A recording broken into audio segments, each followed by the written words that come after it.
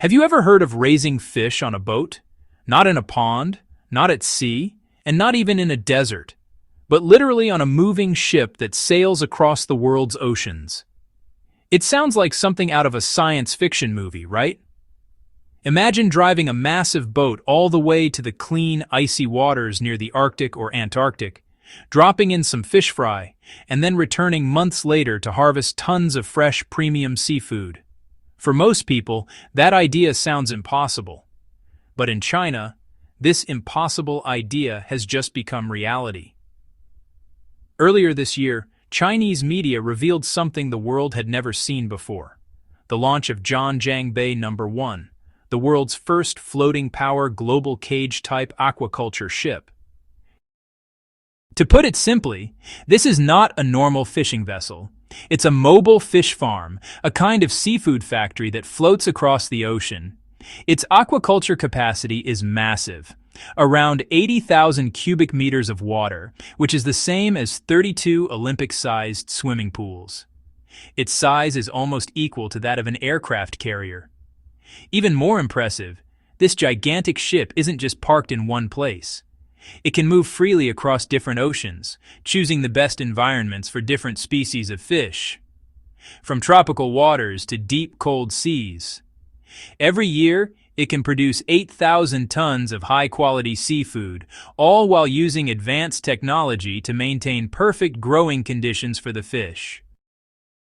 In March 2025, China made headlines around the world with a project that stunned both scientists and fishermen alike: the official launch of John Jang Bay No.1, the world's first floating-power global cage-type aquaculture ship. At first glance, it looks like a cross between a modern warship and a futuristic factory. But this is no military vessel. It's a giant mobile fish farm, designed to travel across the globe and raise fish in the cleanest, most stable waters on Earth.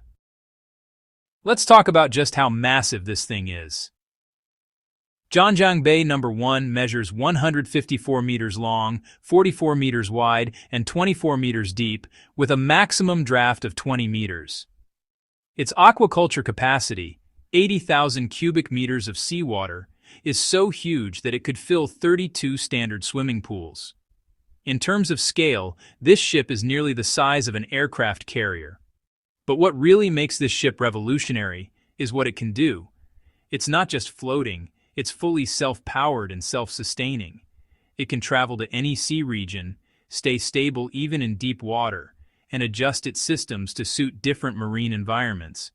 In short, it can raise fish anywhere on the planet, even in extreme areas like the Arctic or the South Pacific. To understand why China built a ship to raise fish, we have to look at a much bigger issue: food security.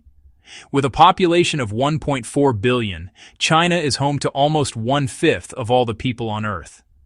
Feeding that many mouths every day is one of the most complex challenges any country has ever faced.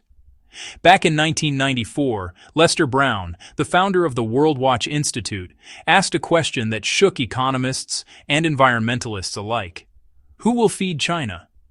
At the time, China's population was already over 1 billion and still growing rapidly. Many feared that the country's demand for food would soon exceed what the world could supply.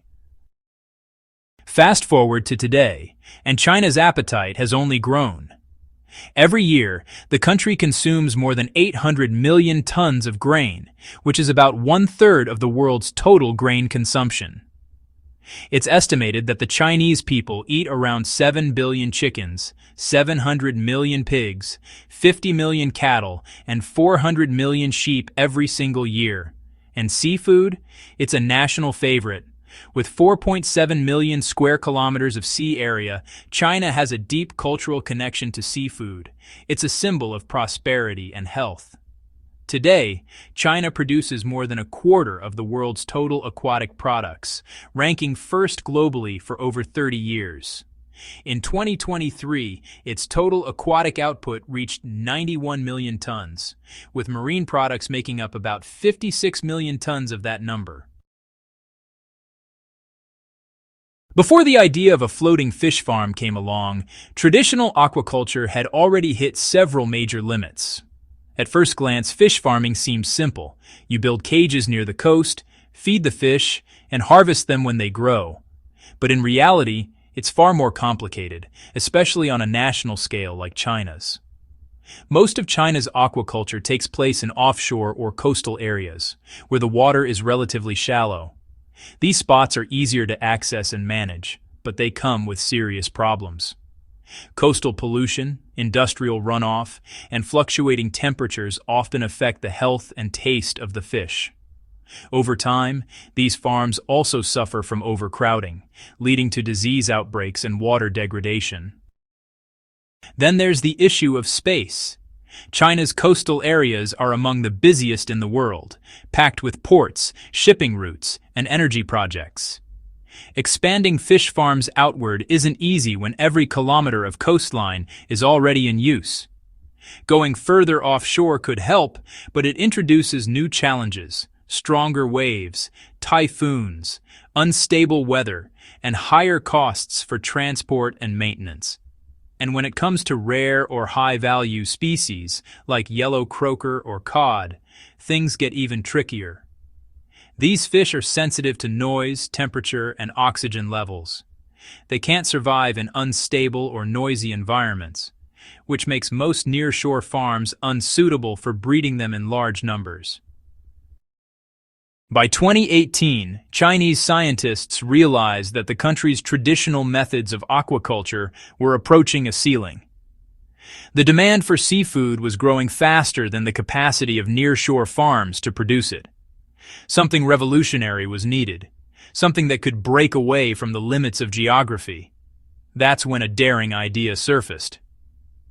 What if the fish farm itself could move?